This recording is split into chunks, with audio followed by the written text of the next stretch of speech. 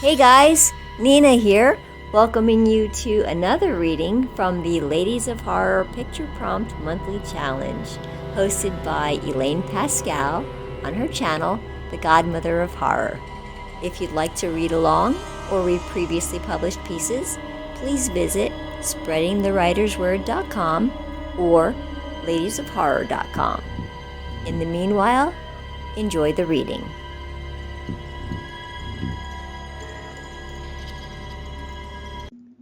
Skin Deep by Alyson Faye.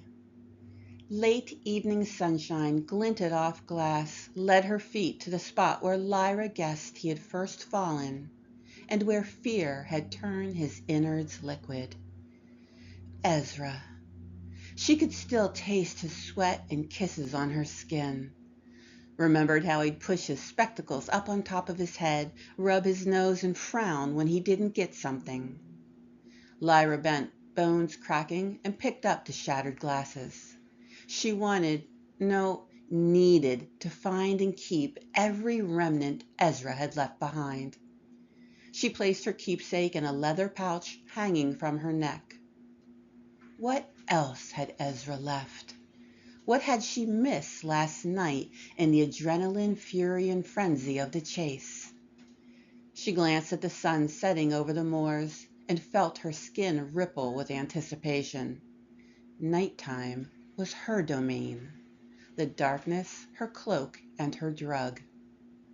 A few feet away, Lyra found her former lover's watch, where time had stopped for him in every sense. She stroked it before stowing it away. Onward she roamed, skin tingling, enjoying the cool evening breeze. Next, she found one of his trainers, torn and bloodied, laces chewed. Then his cap, stamped with "Bikers Live Forever." Next, his jacket, a ripoff of one some celebrity had modeled. Ezra had bought it the day they mooched around the markets, laughing, kissing, hands always entwined. "We'll be together forever." She remembered his words, his warm breath on her cheek, the male scent of him. Lyra pushed on into the steeper, rockier terrain up to the caves where she knew Ezra waited. Twilight was dimming to dusk, so she was using her nose more than her eyes. To her right, she smelled his blood spattered on a rock, speckling the moss. She scooped up a tuft of hair, a piece of scalp hanging on grimly. Further up, a ripped-off finger, and, in the deepest part of her that was still human, she felt a flicker of regret. They'd only been dating 6 months, met online, which everyone warned was dodgy, even dangerous. You never knew who anyone really was. Never knew the real person till it was too late. Of course, they were talking about adulterers, bigamists, conmen, and fraudsters.